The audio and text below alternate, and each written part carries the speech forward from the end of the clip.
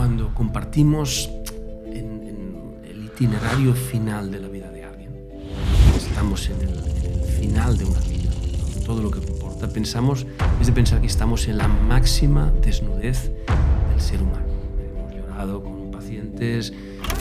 Y en cuanto a la muerte, Sí. ¿qué opinas eso de que la gente intenta evitarla lo máximo posible en vez de aprovechar al máximo la vida? Es que esa persona está tomando conciencia de ese itinerario vital suyo. ¿Qué has aprendido tú de trabajar con esta gente y de estas personas que han sido maestros para ti? Cuando fui a verle al hospital, evidentemente, pues le cogí la mano, estuve con él y en ese momento supe que él ya no quería seguir. Bueno, Marcel, bienvenido a Salud al Oído. Que sepas que para nosotros, como siempre, es un placer invitar a gente Gracias. que sabe tanto y con tanta experiencia. Y no sé, Marc, si quieres introducir un Sí, poco a... Marcel es un médico que tiene en su carrera miles de visitas, tiene mucha historia en su espalda cargando sobre ella. Y hoy lo traemos aquí para hacerle unas cuantas preguntitas y que nos cuente un poquito sobre su vida, experiencias y qué opina de ciertos aspectos. Muchas gracias por la invitación. Bueno, mira, un pequeño resumen de mi currículum, no por querer impresionar a nadie, sino por decir de dónde he venido y cuál es mi itinerario vital, ¿no? Es decir, yo empecé a ejercer y la primera experiencia que tuve fue en el mundo sociosanitario, en aquel año 90 y postolímpico, justo acabada la carrera. Y acabé de la forma más casual que se puede uno imaginar en un centro sociosanitario, sin tener más que la carrera y ni tan siquiera entonces la residencia. Y bueno, fue una experiencia muy importante en mi vida porque me encontré pues, en un entorno de mucha enfermedad y con solamente la voluntad y las ganas de ejercer, ¿no? Posteriormente hice la residencia de medicina de familia. Allí pues conformé y forjé un conocimiento más fundamentado, pero no me resistí a volver al mundo sociosanitario. Por tanto, formó parte también durante 25 años seguidos el paciente entonces ingresado como digo, en sociosanitario, que en aquel entonces era una institución un poco desconocida para la mayoría de los sanitarios, ¿no? A posteriori esto ha cambiado y ya es algo mucho más reconocido, pero no era en aquellos tiempos algo valorado ni reconocido, ¿no? Y lo fui alternando a nivel de ejercicio, ¿eh? Estuve 15 años seguidos en la atención primaria, haciendo de médico de familia, y en el año 2013 os sitúo en una postcrisis económica importante que hubo en España y, por tanto, pues, la Generalitat, en este caso, pues, pensó que era necesario empezar a tratar a cierta gente, entonces llamábamos crónicos complejos, y es la definición que hemos utilizado, y extraerlos del sistema ordinario, del circuito ordinario, para empezar a visitarlos de una forma diferente. Y en estos años pues, he estado ejerciendo este papel dentro del equipo de la Unidad Funcional de Crónicos.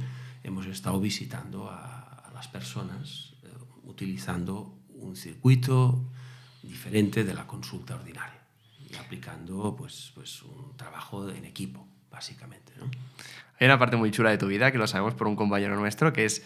Hubo una etapa en la que te llamaron el médico de la bicicleta y la mochila. Sí, ¿Por sí, qué? sí. ¿De dónde viene ese apodo? Bueno, esto fue una cosa que pasó en aquel tiempo. Yo vivía aquí en la zona de Vallès, en Sant Quirze, y realmente pues, en aquel tiempo solo disponíamos de un coche en casa, y como que era tan complicado, pues me enredé a ir en bicicleta al trabajo, y lo que empezó siendo una cosa que me facilitó el transporte, luego dije, bueno, pues será que además de ir al trabajo también podía hacer los domicilios. Y bueno, y empecé entonces no solo yendo al trabajo, sino que también después utilicé la bicicleta para ir a los domicilios. Y bueno, y esto fue una cosa bastante graciosa, y unas cuantas anécdotas podría contar a propósito de ir a las visitas en bicicleta en unos años en los que realmente no había nadie que fuera en bicicleta, ¿no? O sea que sí que me pasó varias cosas anecdotarias y bueno, está bien. Qué guay. Sí.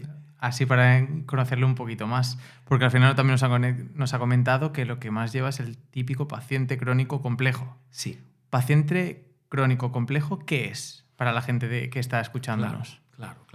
Yo diría que el concepto debería ser muy intuitivo, ¿eh? No entrar en definiciones académicas, no hace falta. Es decir, estaríamos entrando por norma en gente mayor, obviamente no exclusivamente, ¿eh? O sea, aquí se abre también como diría aquel político, el melón, de la cronicidad compleja también existe en el ámbito pediátrico. No perdamos de vista que desgraciadamente en el ámbito de la pediatría también existe la cronicidad compleja, desgraciadamente niños que han sufrido pues, parálisis cerebral y enfermedad incluso grave, oncológica, reumatológica, en fin, no es la mayoría, pero no podemos cerrarnos solamente a la gente mayor. Pero bueno, la mayoría son gente mayor, de edad avanzada, y que han ido acumulando en diferentes órganos y sistemas, ¿no? Pues tanto a nivel cardiovascular como a nivel respiratorio, como a nivel nefrológico, hematológico, por supuesto neurológico, y toda esta acumulación de enfermedades que se han cronificado, que hay que subrayar el crónico como el adjetivo más relevante del cual habrá que hablar, y complejidad. Y todo esto pues, ha requerido de multiplicidad de profesionales, con multiplicidad de tratamientos, multiplicidad de procedimientos y multiplicidad de visitas y todo ello sin repercutir en una mejora de la vida de la persona. Y por tanto estamos en un escenario que nos estamos dando cuenta todos de que no estamos resolviendo. Y por tanto el error es tratar la cronicidad como tratas lo agudo. Y esto pues ha sido en origen el error. El error ha sido copiar la matriz de lo agudo y trasladarlo al crónico. Bueno, pues nos hemos dado cabezazos contra la pared queriendo que se resuelvan cosas que no se resuelven. Y por tanto pues nos frustramos todos. Frustramos los profesionales, frustramos al paciente, frustramos a la familia y frustramos al sistema que ve que el problema lo sigue teniendo y que lo único que hace es darle vueltas, ¿no? Bueno, pues habrá que cambiar el concepto y el formato de resolución del conflicto. Entonces, para que me quede claro, no solo es cuestión de edad ni de enfermedad, sino que hay otros factores que pueden influir. Claro. En este caso hablaríamos de la acumulación y de la gravedad y de la no resolución, claro. O sea, tú puedes, por desgracia, tener un problema, insisto, a una edad joven y entrar en una situación de complejidad, si por lo que sea. Habrá enfermedades neurológicas, postaccidentados, que pueden entrar en una situación de conflicto. Pero, insisto, la mayoría van a ser gente mayor que acumulan toda una serie de enfermedades en diferentes sistemas, junto con multiplicidad de fármacos y de procedimientos, y en ese sentido, intuitivamente, entramos en el paciente crónico complejo. Por ejemplo, por decir un ejemplo facilísimo, sí. ¿Cuántos enfermos con deterioro cognitivo y demencia tenemos en este país? Pues contad por miles. Y solamente un enfermo de estos ya entra directamente en la categoría de paciente crónico complejo, porque el desglose que tú haces de su enfermedad ya no es solamente el etiquetaje de la enfermedad, sino abrimos un concepto nuevo, que es las necesidades que genera. Pasamos del diagnóstico a las necesidades. Por tanto, no estamos sobrepasando un esquema de únicamente el diagnóstico médico como herramienta. Hablaríamos seguramente del diagnóstico, y aquí, por ejemplo, la figura de la enfermería tiene mucha importancia porque es la que nos abrió la puerta a decir el diagnóstico por necesidades, que es totalmente relevante en estos casos. Genial. Yo creo que mucha gente que está en casa ahora mismo tiene una persona en mente, ya sea un abuelo, un padre o una madre. Claro, ¿cómo afecta todo esto a las situaciones de casa? Porque tú además te dedicas a mucha atención domiciliaria. Sí, muchísima, claro. Es donde en la inmensa mayoría de las veces acabas visitando y atendiendo a las personas, que es en el propio domicilio, ¿no? Entonces, ¿cómo impacta? Pues de una forma absoluta y terrible. Es decir, me permito el adjetivo terrible porque es como muchas veces se vive esto. Es una percepción de impotencia, de no saber qué hacer, a qué puerta tocar, qué se espera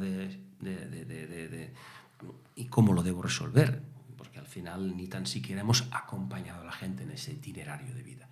Y, por supuesto, la familia pues sigue muchas veces angustiada pensando que tiene que resolver ciertas cosas y no. El formato no va a ser resolver al uso yo qué sé, de una pulmonía que vas a tomar un antibiótico y ya está. No, va a ser otra cosa. Estamos en otro momento de la vida. El acompañamiento implica otras cosas. Y aquí es donde tenemos que acercarnos, ¿no? Claro, ¿y cuánto de importante es este acompañamiento? O, por ejemplo, cuando tú tienes que valorar a la persona que estás tratando, ¿cuánto afecta la soledad de la persona, si está acompañada o no, si tiene familiares que la apoyan y demás? Totalmente. Es decir, en el esquema de atención de lo que es una valoración geriátrica integral, el eje, si pensamos en el eje funcional, cognitivo, emocional y el cuarto eje social, o sea, estaríamos en el pilar. Es decir, es fundamental, sustancial, pilar, el hecho de que haya o no haya familiar competente o haya una estructura que contenga a esta persona. Por tanto, lo es en grado sumo el hecho de que haya o no haya familia y esta familia lo asuma, lo pueda conllevar, lo pueda sostener. Esto lo es totalmente, claro. Es un eje fundamental de la primera entrevista. Darnos cuenta, porque precisamente por eso hacemos la mayoría de las veces las entrevistas y las visitas en casa acompañados, si es el cónyuge, pero siempre pedimos, por favor, que haya, si lo hay, hijos, si los hay. Y para que formen parte del tejido de ayuda que dispensamos en ese momento. O sea, porque damos por seguro de que necesitamos mucha ayuda y muchas manos.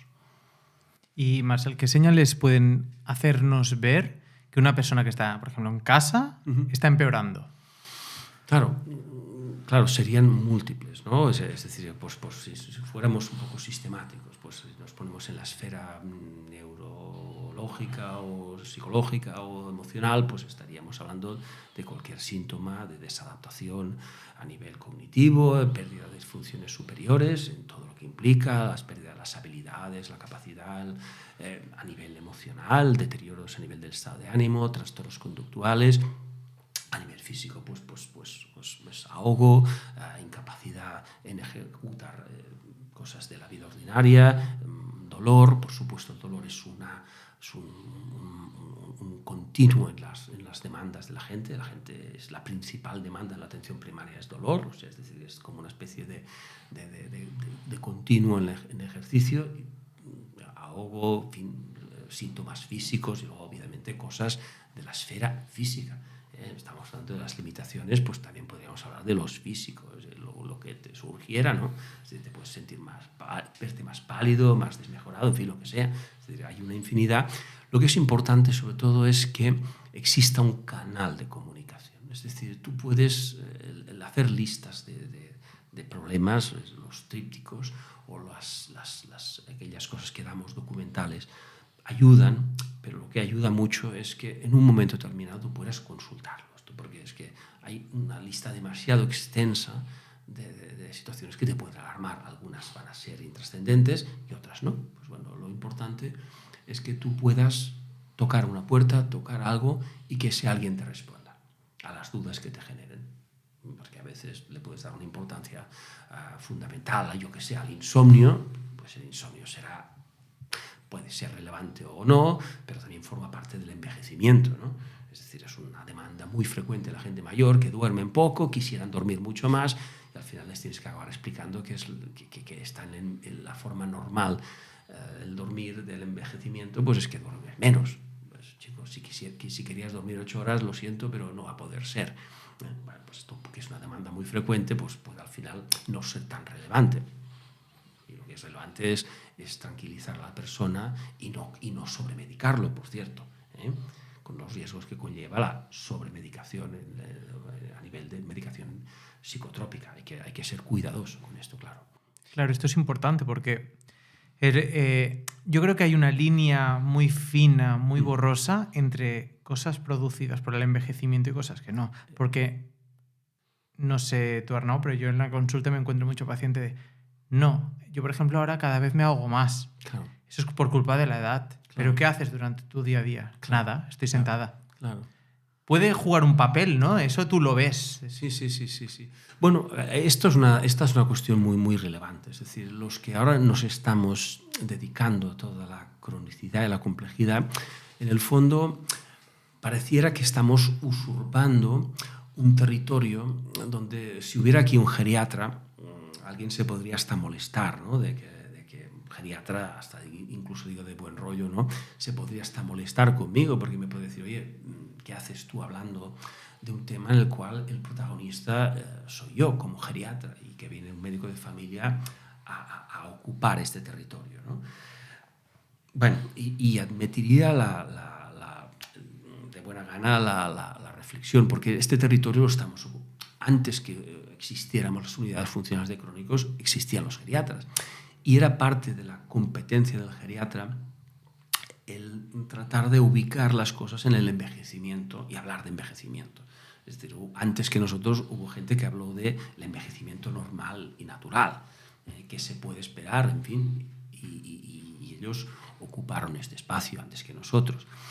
Lo que pasa es que ahora, claro, vista el desbordamiento que hay de este tipo de pacientes, pues al final hemos tenido que ponernos mucha más gente, y no solamente médicos. Es que precisamente lo que necesitamos es ocupar un espacio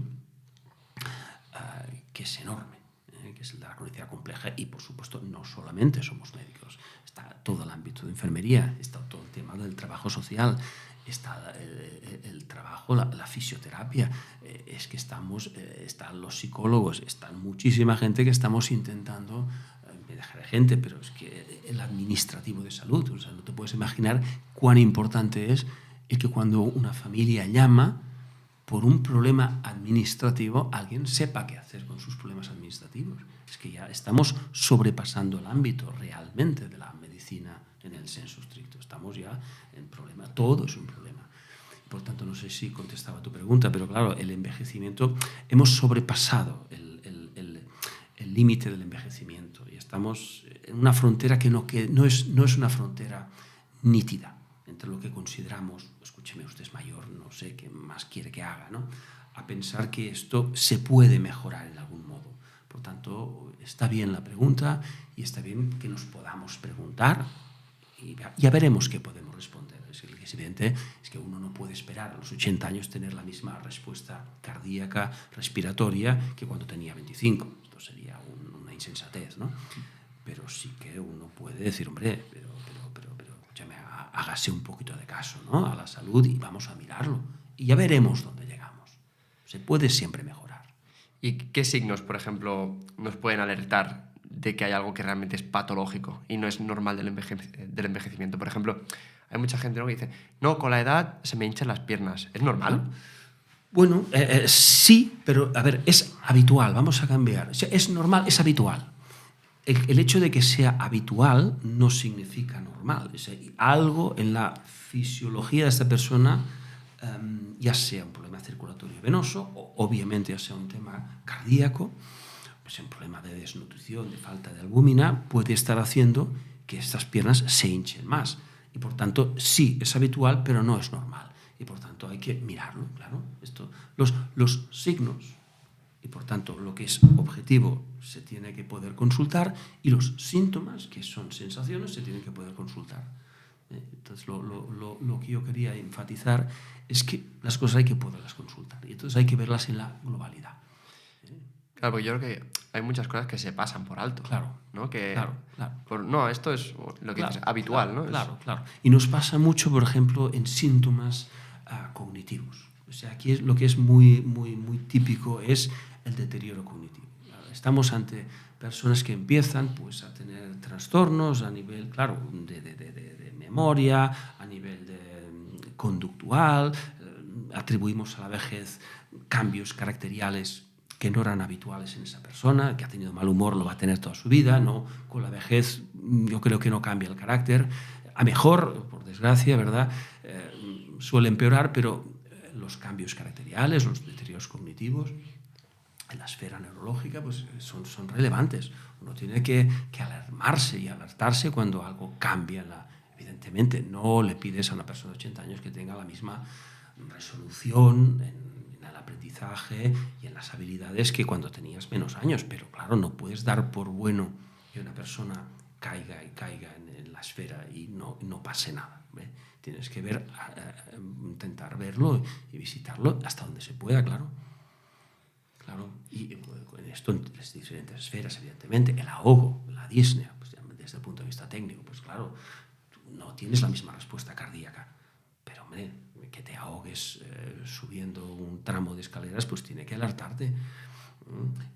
Claro, esto son cosas que, como estas, como tantas otras, hinchazón de piernas, en fin, claro, todas esas cosas hay que visitarlas. Si tú tuvieras que decir 5 cosas que nos deberían alarmar en casa para ser precavidos, ¿qué dirías? Pueden ser generales, ¿eh? Sí, No tiene que ser hinchazón de pierna, no puede ser cambios de ánimo, lo que explicabas. Yo de la esfera, a mí, yo siempre empiezo por la parte neurológica. Esta es la parte, es decir, los cambios de carácter, los cambios cognitivos, los déficits cognitivos.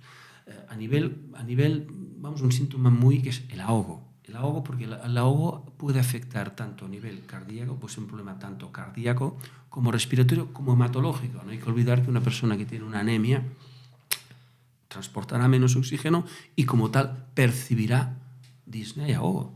Y esto tú no lo puedes saber. ¿Tú cómo sabes que te sientes fatigado? Le llamas disnea, le puedes llamar fatiga, da lo mismo. Pues tiene que ser un síntoma de alarma.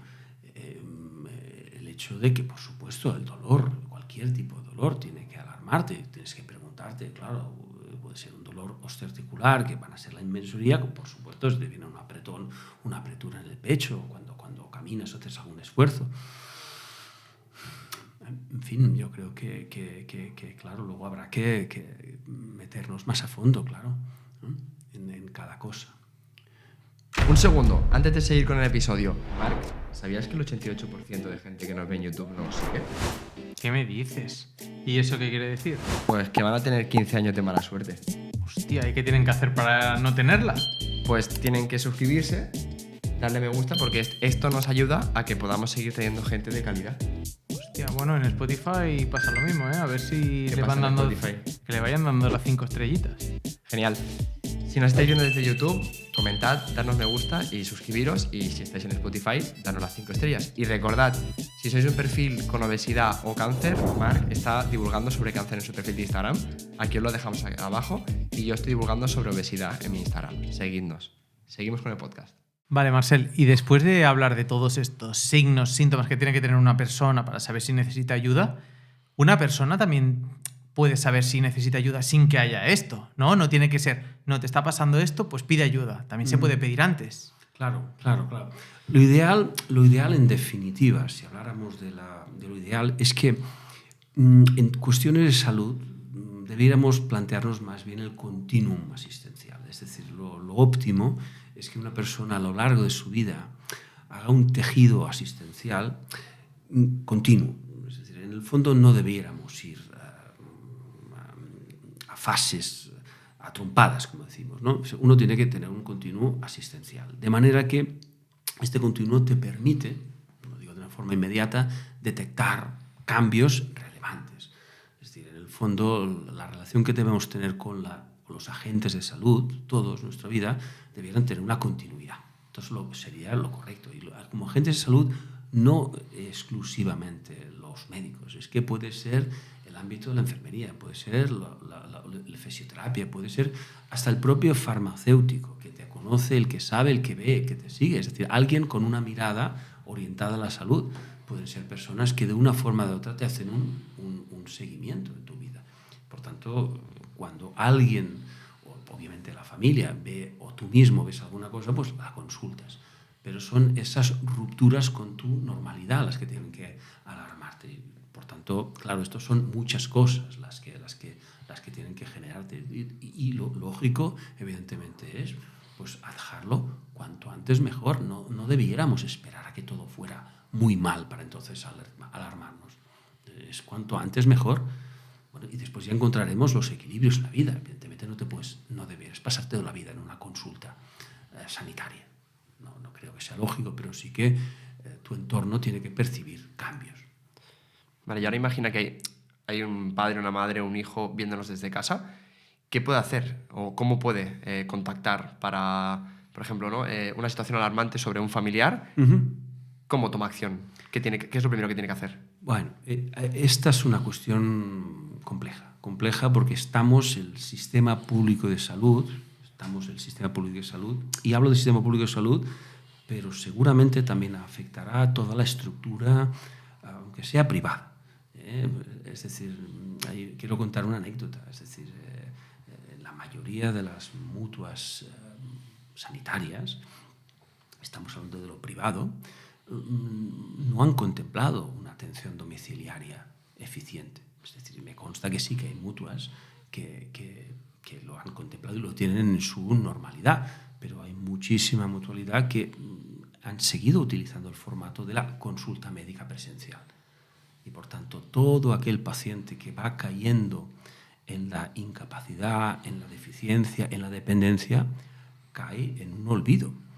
Y esto incluso en el ámbito de la privacidad. Por tanto, ni tan siquiera se está previendo esto, ni en la privada, ni en la versión privada, ni en la versión pública. Por tanto, obviamente estamos en un momento de reformulación de los circuitos sanitarios para generar mayor eficiencia. Entonces, ahí estamos replanteándolo todo, claro. No había pasado nunca en la historia de la humanidad que nos hiciéramos tan mayores. Por tanto, esto es algo nuevo y es algo que nos está dejando a todos en la sensación de indefensión y de incapacidad. Yo creo que tenemos que plantear cosas que no habíamos planteado antes. De ahí la creación de las unidades de funcionales. Exactamente. ¿No? ¿Que comentabas? Exactamente. O sea, aquí las unidades funcionales son fruto de la necesidad, fundamentalmente, claro. Porque, ¿en qué consiste esa unidad? Mira, las unidades, le llamamos unidad funcional de crónicos, podría tener otros nombres. Incluso, de hecho, en su momento, cuando se hizo el programa PADES, que también el acrónimo era un equipo de soporte a la atención primaria, ya en su momento el programa PADES, por tanto no quiero arrogarme la exclusividad. En los que empezamos con la unidad funcional de crónicos, no fuimos originales. Previamente a nosotros ya nació el programa PADES. La cuestión es que por algo que no sé, históricamente debió pasar, en ese momento el programa PADES quedó, en la mayoría de los casos, monopolizado por la enfermedad oncológica. Es decir, los programas PADES han quedado centrados únicamente en la enfermedad no oncológica, perdón. ¿Qué crees que es? Oncológica es la enfermedad de cáncer, vinculado al cáncer. ¿El programa PADES? El programa PADES, insisto, un pequeño preámbulo, el programa PADES, que el acrónimo, insisto, hacía referencia a los equipos de soporte de atención primaria, fueron equipos que ya hace más de 20 años que existen, y por tanto son equipos que empezaron a dar apoyo a los equipos de atención primaria y estaban a caballo entre lo que era la atención hospitalaria y la atención primaria. Es ese equipo que, por ejemplo, cuando el profesional hospitalario decía, mire, yo ya no puedo hacer nada más por usted, le van a seguir visitando en casa, pues acudían al equipo PADES. Lo mismo que los equipos de primaria, cuando veíamos una enfermedad oncológica y veíamos que nos desbordaba en algún aspecto, acudimos a los PADES. Por tanto, son gente que, en honor a la verdad, ya nos han precedido en este trabajo. Pero por esas cosas de la vida se quedaron focalizados únicamente en la enfermedad oncológica, por tanto, cáncer. Y ha sido en estos años cuando hemos dicho, hombre, pero la gente que no tiene cáncer y, por tanto, también tendrán un tipo de enfermedad, en algunas ocasiones en fase muy avanzada, y requerirán de una atención. Y tenemos que dar respuesta a esto. Y por tanto, nosotros nacemos en respuesta a la atención a la enfermedad crónica compleja, en su versión enfermedad crónica compleja, o enfermedad crónica avanzada ya, que es un grado más, en la mayoría de los casos en respuesta a enfermedad no oncológica, que es un grueso enorme de la población. Empieza a contar enfermedades neurodegenerativas, insuficiencias cardíacas, insuficiencias respiratorias, enfermedad nefrológica, insuficiencia renal terminal no tributaria, tratamiento renal sustitutivo, enfermedad hematológica y con lo que comporta a nivel de déficits funcionales. Por tanto, hemos empezado a dar respuesta a este tipo de población, que era como la otra mitad. O sea, igual que puedes tener una enfermedad oncológica y necesitas atención integral, pues a este tipo de enfermedades también debíamos darles una salida y una respuesta, que no pasaba por la visita al hospital y la visita y procedimientos médicos que no aportaban nada, me refiero, ¿no? Y por tanto, las unidades funcionales de crónicos queremos, mejor dicho, dar respuesta a este tipo de demandas. ¿Y qué ventajas tiene hacerlo a domicilio? Hombre, todas. O sea, es decir, no, aquí empezaremos la respuesta rapidísima. Claro, porque creo que es algo bastante nuevo, entre comillas, ¿no? Sí. El que nos desplacemos los equipos al domicilio en un 99% de las ocasiones tiene todas las ventajas. Porque evidentemente, además, a ti te interesa mucho como equipo profesional saber en qué entorno se va a mover esa persona. Por tanto, no hay nada como ir a una casa y ver qué hay en esa casa. O sea, es decir, qué condiciones tiene, quién habita esa casa, cuáles son la capacidad de cuidar a la persona, en fin, lo comprendes todo en esa casa. Es decir, si hay escaleras, si hay barreras arquitectónicas, si hay familiares que lo van a poder atender, en fin, es que todos los condicionantes están precisamente en la realidad y el contacto con un domicilio, claro. Por tanto, la atención domiciliaria en este caso es imperativa, porque te contacta con la realidad. ¿Hay algún truquillo, ¿no? O una red flag que tú digas, cuando entro en una casa y veo esto, mal asunto ya, ¿no? Algo que te hayas cultivado tú, que digas, una herramienta que digas, uy, algo no pinta bien aquí. Bueno, claro, en realidad es cuando entras en una casa y ves que ya realmente no hay tejido, no hay nadie que sostenga aquello. O sea, si la primera cosa que entras en una casa y ves que cuando venimos y habíamos pactado una visita, la televisión está encendida, las condiciones higiénicas son deficientes, el familiar no te atiende, no está por ti y ves que las sensaciones de incapacidad de comprender nada y no hay soporte, pues esto evidentemente te alerta de que eso irá mal. Evidentemente, claro, nos situamos en el peor escenario. ¿Y cómo te sientes tú ahí? Bueno, claro, necesitando buscar alternativas a eso. O sea, en ese momento ya sabes que lo que vas a poder aportar tú como unidad funcional de crónicos, por más amplia que sea la unidad funcional de crónicos, va a ser insuficiente respecto a lo que necesita esa persona. Porque lo que no puedes evitar es que hacen falta manos. Y las manos no las puedes poner solo tú, las tiene que poner la familia. Por tanto, nosotros imperativamente necesitamos que haya alguien más aparte de nosotros. No pretendemos monopolizar la atención. Absolutamente, nosotros formamos parte del tejido. Y el tejido lo configura pues, una familia, como no puede ser de otra manera. La familia es la que va a dar continuidad asistencial a esta persona, no nosotros. Nosotros somos la parte técnica, podemos ser muy afectivos y muy efectivos, sí, pero hasta aquí podemos llegar, claro. Y dejando aparte el tema del ambiente que puede envolver a la persona, ¿cómo afecta una visita a la propia persona? Es decir, mucha gente entiendo que cuando va al médico también se siente más como cohibido, más fuera de su zona de confort, sobre todo esta gente domiciliaria que no suele salir mucho de casa, y es un esfuerzo para ellos. El ir tú también hace que la persona sea más cómoda, te explique más cosas. Totalmente, porque tú entras en su campo, en su vida, en su casa, huele a cocido, no huele a hospital, huele a lo que hay. Si hay un perrito, yo no los hago ni tan siquiera, yo prácticamente si hay un animal en casa, excepto que ladre mucho, no me gusta que los encierren.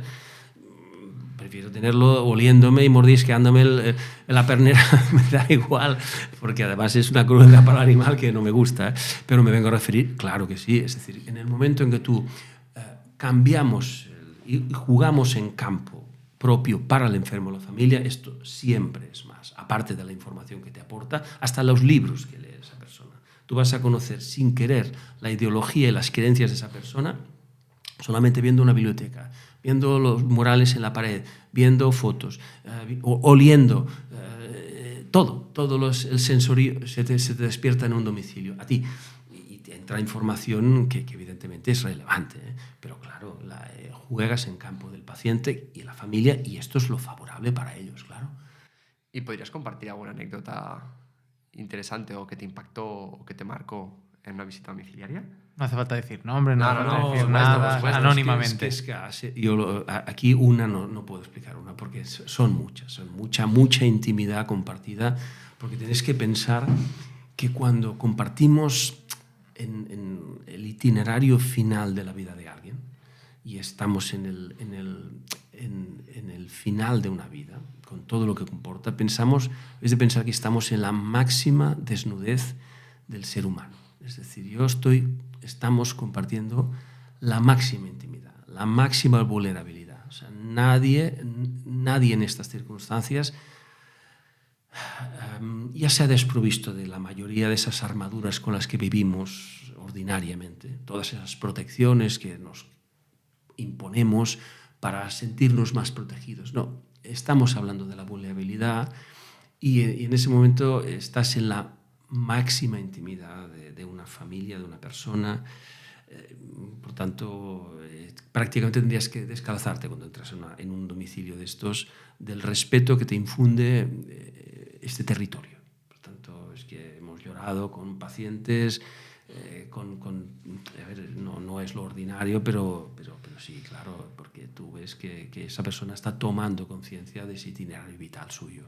La familia, él, con todo lo que arrastra de apegos y de carencia, dificultades en desprenderse de esas etapas de la vida. Y por tanto, cuando alguien en la máxima dignidad de su vida decide que eso ha llegado al final, a mí siempre me impresiona aquella gente que lo asumen con un desprendimiento que a mí me continúa admirando.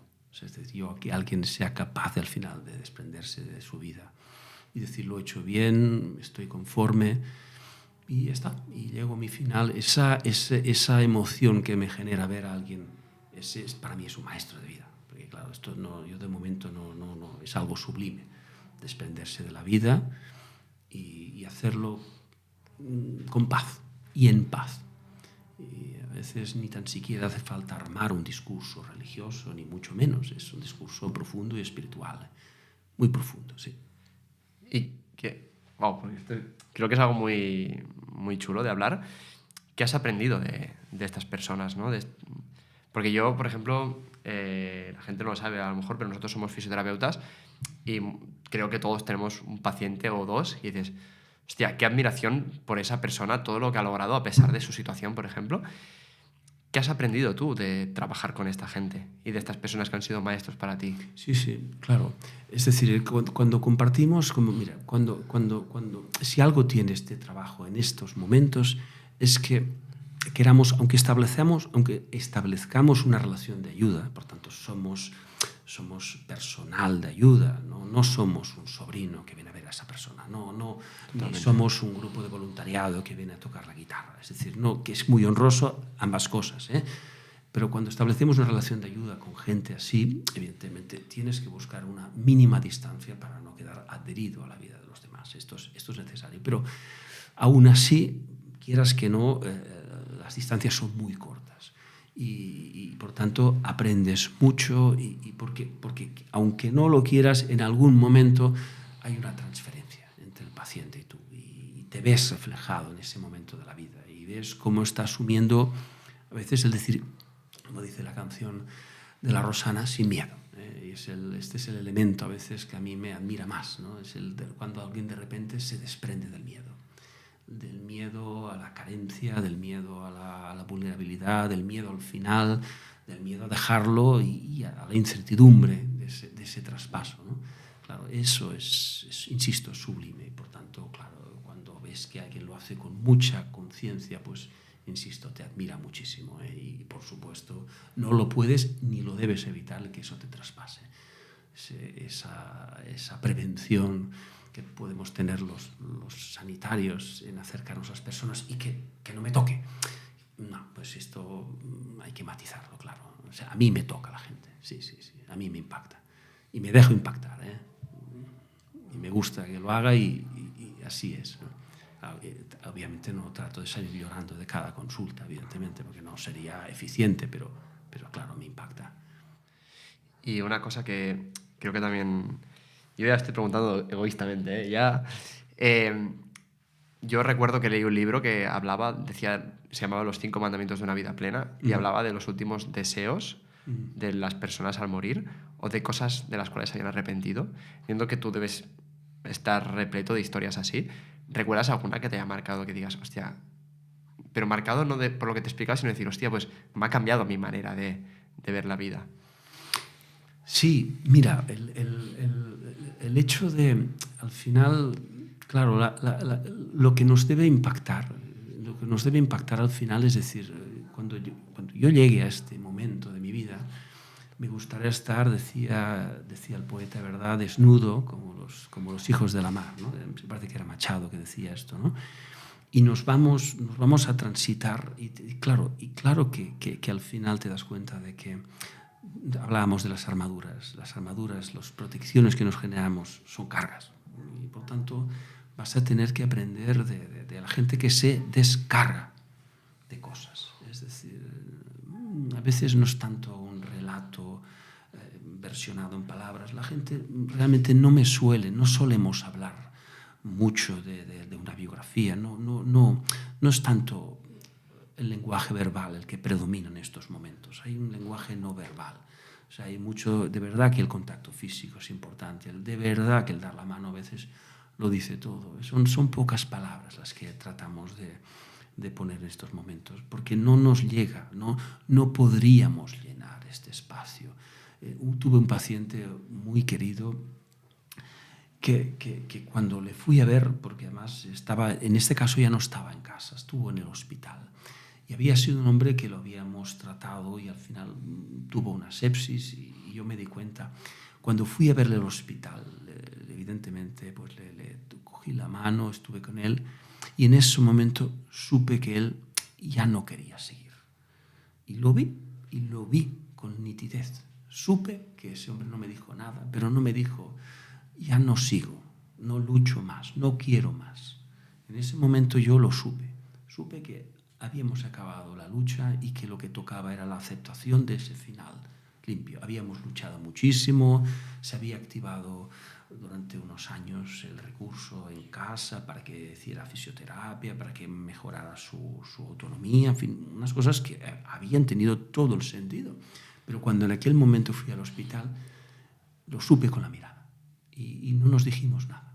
Y supe que él había dicho basta. Y yo, que lo había aceptado, lo asumido, y que me tocaba a mí decirle, está todo bien, te puedes ir, ya hemos acabado.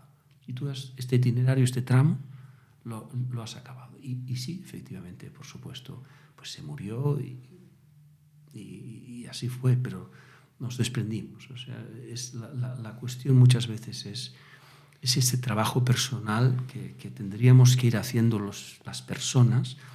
Yo no digo en el umbral de nuestra muerte, ¿no? Tenemos que empezar antes. O sea, muchas veces parece que nos tengamos que esperar a que algo vaya mal para trabajarnos por dentro. Es que no, es que ya tenemos que estar trabajándonos cada día de nuestra vida, desprendernos de lo inútil, de lo sobrante, de lo tóxico, de lo malo, de lo reiterativo, de las creencias limitantes y de los miedos y de todo esto es un trabajo diario.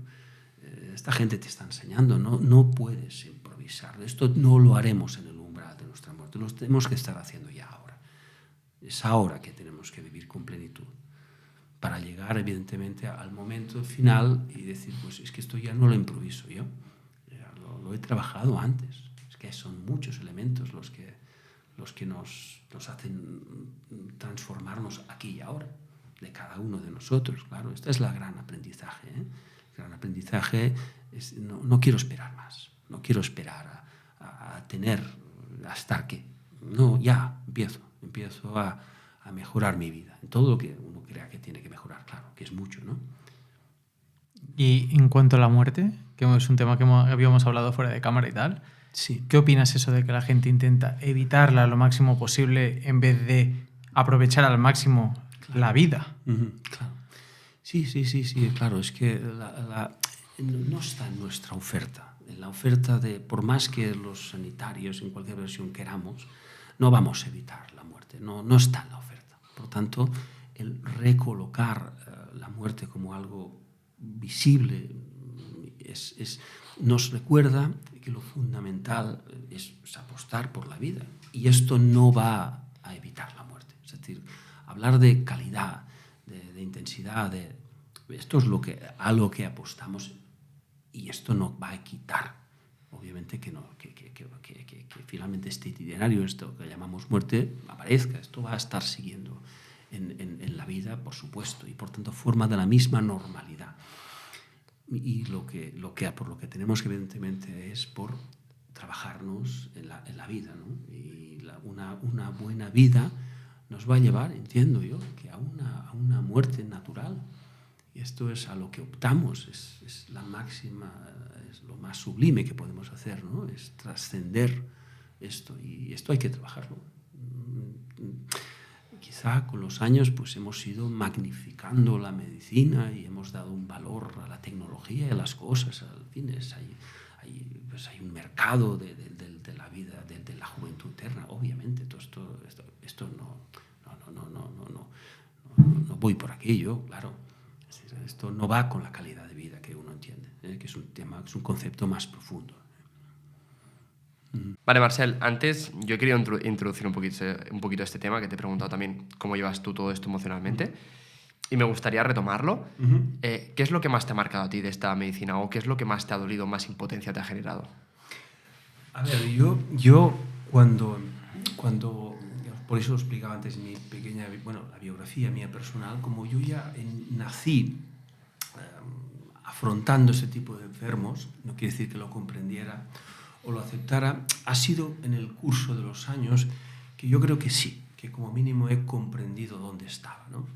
Y consecutivamente a la comprensión ha habido la aceptación de dónde estaba.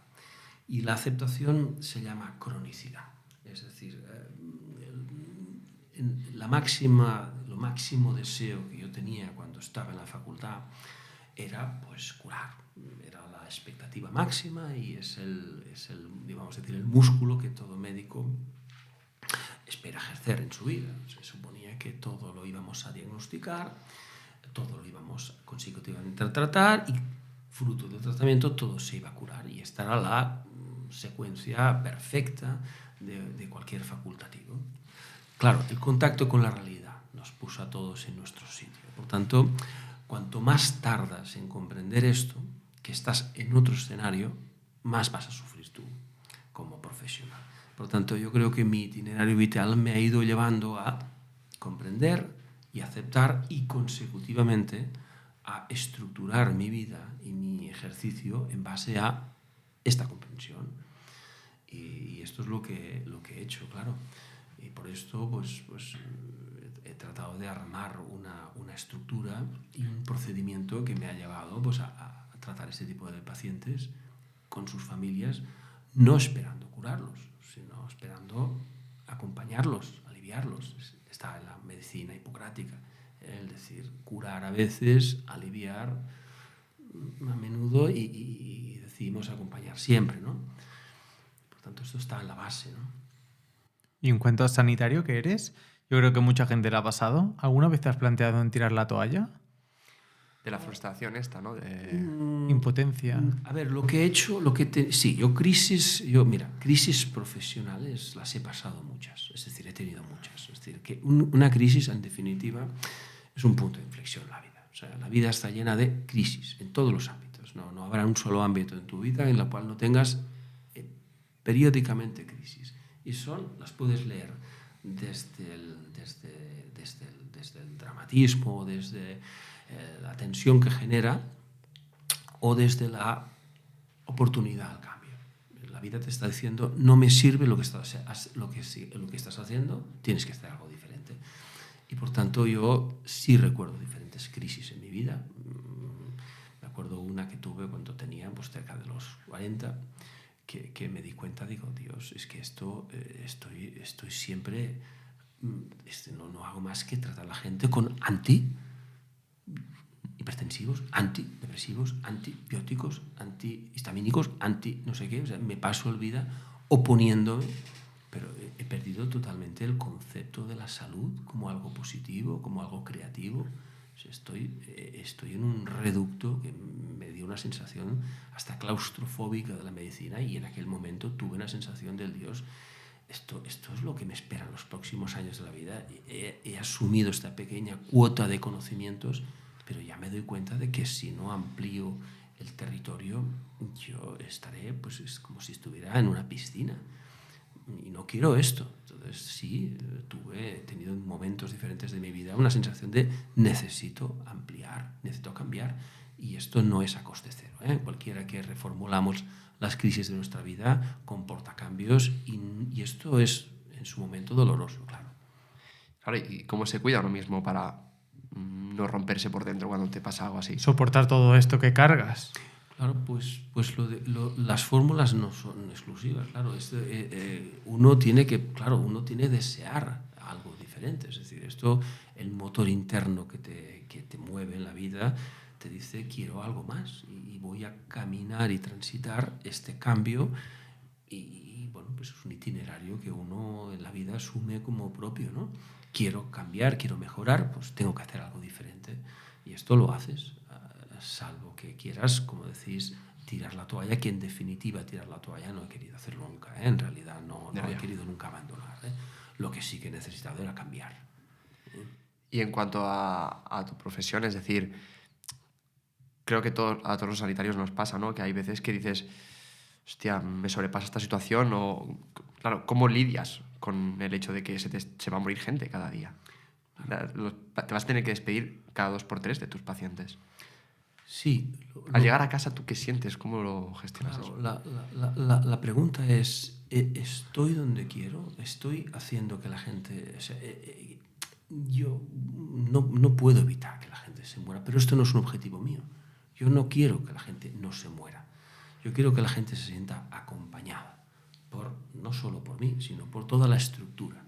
Ese es mi deseo. Y esto sí que lo consigo. Por tanto, sí tengo una sensación de reconocimiento en cuanto a lo que hacemos, porque el objetivo, insisto, no es he fracasado, la gente se muere. No, esto no es un fracaso, esto es la vida, como decíamos antes. Es decir, aquí nosotros no estamos queriendo alargar más las cosas, ni tan siquiera queremos, cuando planteamos cuáles son los objetivos de una unidad como la nuestra, a la mayoría les decimos, mire, es que nosotros no queremos que usted viva más, queremos que viva mejor.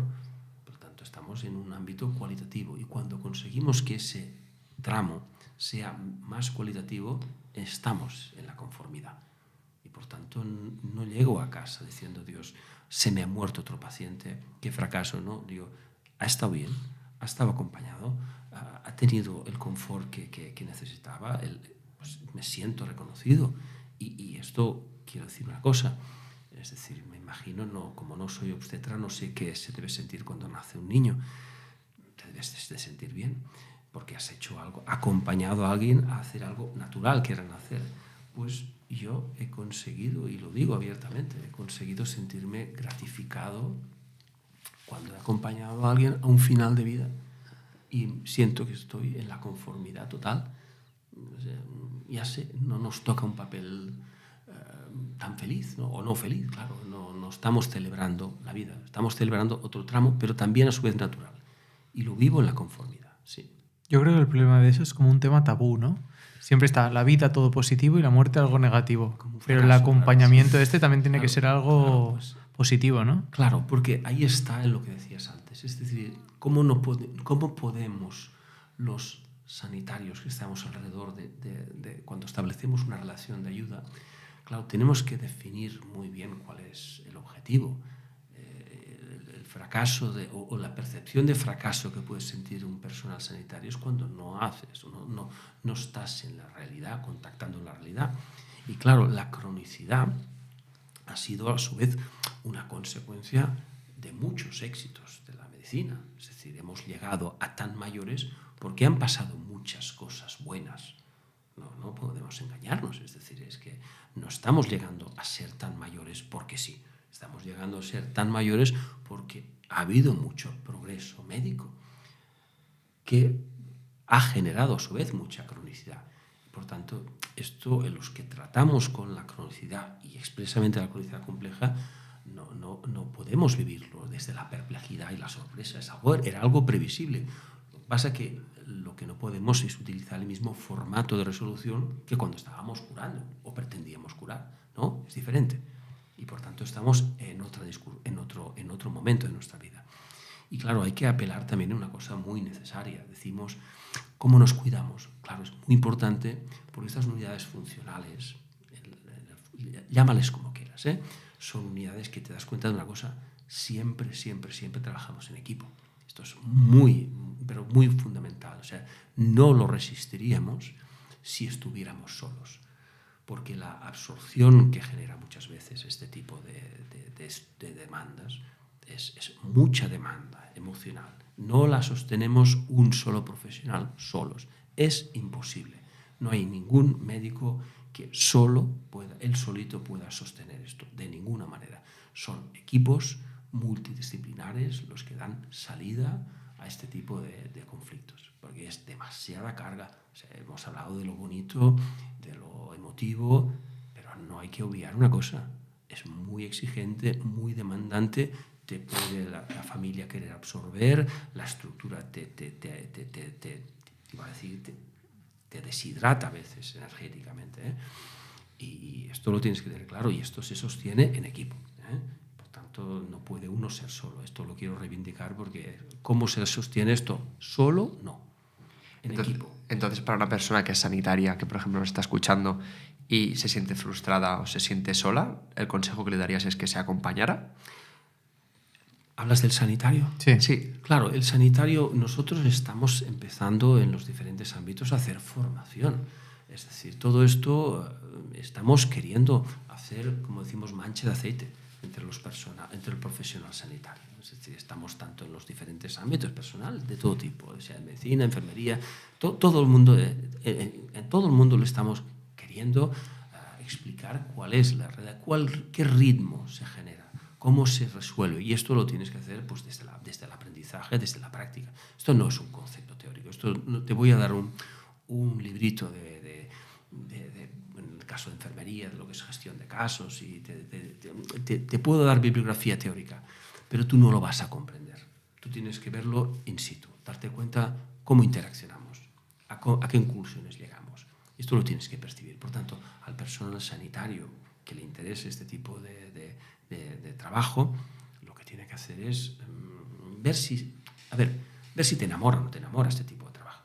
Te puede perfectamente encantar en la vida poner prótesis de rodillas, y esto pues será la ilusión de tu vida, o hacer cateterismo, o ver un enfermo que empieza y acaba y no lo quieres volver a ver más. Estás en tu derecho de hacer un tipo de actuación. No a todo el mundo nos tiene que gustar, pero si lo pruebas y notas que contacta contigo, lo sabrás. Escúchame, nadie te tiene que decir si te enamora o no te enamora. Esto no hace falta, no hace falta aprendizajes, es una sensación.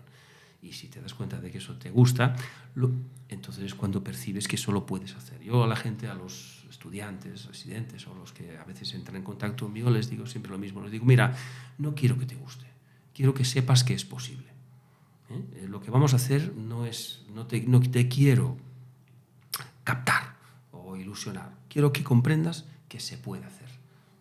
Ahora, que el modelo de resolución no va a ser un modelo de estímulo-respuesta reactivo, rápido, no. Que las entrevistas que hacemos son largas, sí. Que pueden ser para tu gusto farragosas, sí. Que pueden ser, sí. Que acaban y dices, bueno, pero ¿dónde estamos? Hemos planteado muchas cosas, hemos hecho muchas preguntas, hemos contactado con la familia, los hemos colocado, los hemos relajado a la familia, en tanto en cuanto la familia ha conseguido comprender que no tienen que hacer más de lo que están haciendo, que ya lo están haciendo bien, que no están en la carencia, que están en la realidad, y que por tanto decirle a una familia, a un hijo, a una hija, escúcheme, que estamos bien, que vamos a seguir este tramo juntos, y no se trata de que toque más puertas. Está bien. Y al final, cuando consigues este nivel de aceptación, se abre una puerta muy importante. Esto afecta a las familias y nos afecta a nosotros. El profesional que no quiera este tipo de trabajo, pues lo notará, claro. Y en cuanto a las familias, ¿qué consejos les darías sobre cuando están cuidando de alguien? ¿Qué consejos les darías? Tres consejos rápidos. Sí, mira, el consejo más importante al cuidador es algo que me parece que es muy de perogrullo, que es que se cuide él a sí mismo. Es decir, hay una cosa que es complicadísima, que es establecer una relación de ayuda con un familiar que te absorbe y que te exige y que a veces vamos a decir, hasta en el peor de los casos, te secuestra. Esto, entiéndaseme bien, el secuestro, pero el delimitar en qué momentos tú también tienes que cuidarte, que puedes establecer límites, siendo esto tan difícil. Cuando poner los límites, escúcheme que esto es un espacio para mí. O sea, el cuidador sufre mucho porque es alguien a quien cuidamos poco. En realidad, ahora estamos tomando conciencia del cuidador. Pero lo importante, claro, es decirle, mira, sigue teniéndote respeto a tu vida, lo que estás haciendo es muy valioso, pero si tienes una afición, tienes algo que sea tuyo propio, esto no es, ni mucho menos, algo malo. Conserva un hábito de hacer una afición, un hobby, haz algo que te signifique autocuidado y autocura. Y ya le pondrás tu nombre a esto. Por tanto, es el consejo fundamental. O sea, quizá el primer error, error de las personas que cuidan es que no pueden cuidarse o no respetan esos límites. Creen que, exactamente. Entonces se diluyen en el problema. Y esto, cuando nos diluimos como un terrón de azúcar en un café con leche, pues claro, piensas que si te disuelves en ese problema, bueno, ahora ya formas parte del problema, no ha mejorado las cosas. Por tanto, es importante que el cuidador conserve su integridad. Y esto, insisto, a veces no siempre es fácil porque el comportamiento a veces del enfermo crónico es muy exigente, demandante a veces, no siempre respetuoso y no siempre comprensivo. Por tanto, nos hemos encontrado con situaciones en las cuales le hemos tenido que decir al cuidador, oye, vigila, porque no está, tu padre o tu madre no está poniendo límites, ponlos tú. Cuidado, porque aquí sí que nos puede el amor, nos puede el querer hacerlo bien, nos pueden las cargas, las creencias, muchas cosas nos pueden, pero a veces hay que decirle a alguien, oye, vigila también por ti. Yo creo que esta charla ha sido muy motivadora para la gente, no solo para los propios pacientes, sino para los cuidadores también, porque al final mucha gente se siente un poco desubicada con este tema. Claro. Y que probablemente es algo que vamos a vivir en algún momento de No, nuestra vida. Esto está a todos nos va a tocar. Está en plena explosión. Esto está en la explosión máxima. Es decir, esto estamos, claro, socialmente, ¿no? ¿Qué podemos decir?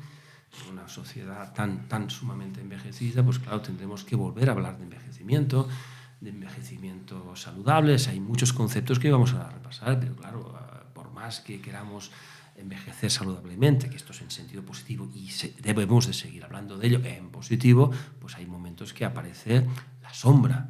La sombra es, y no podemos convertir la sombra en lo oculto, en lo innombrable. No, queremos hablar de ello. O sea, de lo que estamos hablando es aquello que no es deshonroso que nos esté pasando. Es lógico que esté pasando en una sociedad envejecida. Y queremos darle una salida a su vez honrosa. Totalmente. Si tuvieras que darle un mensaje a la gente que nos está viendo desde casa, como Marcel, ¿qué te gustaría que se llevaran del podcast? Pues no lo sé, que se hayan sentido un poco más comprendidos. Es decir, que si en algún momento he dicho algo que hayan dicho, ¿ves? Esto es lo que yo quería decir y no sabía cómo decirlo, y que lo haya dicho un sanitario, me gusta. Me gusta haberme sentido comprendido. Si alguien se ha sentido reflejado, comprendido, porque he querido hacer una declaración iba a decir una declaración de intenciones, sí, la he hecho, pero también he dicho, hemos tenido que cambiar la estructura sanitaria. Es decir, si alguien se ha podido sentir mal en estos años porque ha tenido la sensación de que ha tocado la puerta del sistema y el sistema no le ha respondido, pues si esto implica que es un reconocimiento de una carencia nuestra y que estamos queriendo darle una salida y una respuesta, pues en este sentido, si se ha sentido alguien mejor, pues me alegro mucho. Que se haya sentido acompañado, ¿no? Acompañado, exactamente. Es un poco el objetivo de todo. Claro. Genial. ¿Qué recuerdo te gustaría que tuviese de ti la gente cuando ya no seas médico? Pues no sé, que lo intenté, de verdad, que me hubiera gustado, me gustaría que dijeran que fui alguien que intenté hacerlo bien en mi profesión, es decir, y que los compañeros que me han acompañado en la vida como compañeros, pues también hayan dicho, pues lo intentó. O sea, es decir, es algo honroso. O sea, es decir, hace unos años se decía alguien muere en acto de servicio, ¿no? Se decía, esto ahora es una expresión que no se usa, pero pues morir en acto de servicio es algo honrosísimo, ¿no? Es decir, lo hemos intentado. O sea, no hay una cima. El camino es el sentido, lo trascendente es el camino. O sea, no hay un punto de llegada, no existe, es un horizonte, es algo que vas en la vida, que sois más jóvenes, pues los horizontes vuestros son otros, pues os generáis vosotros, pues mis horizontes pues son otros, ¿no? Pues lo importante es lo intenté, claro que sí. Genial. Pues, no sé, Marc, si te parece bien, podemos hacer un mini test rápido Sí. de respuestas cortas, simplemente. No hace falta ni que te argumentes ni nada, solo responder con una palabra, ¿vale? ¿Empatía o técnica? Empatía. Vale. ¿Consulta o domicilio? Domicilio. Mejor herramienta médica. Uy, la escucha, la escucha. ¿Sí? La escucha atenta. Vale. ¿Qué lo más importante que has aprendido de tus pacientes? Muchas cosas, claro, sí. Lo más importante, no lo sé. Sí, son muchas cosas, claro. Escuchar, claro. Sí. ¿Qué no debe faltar nunca en una visita a domicilio?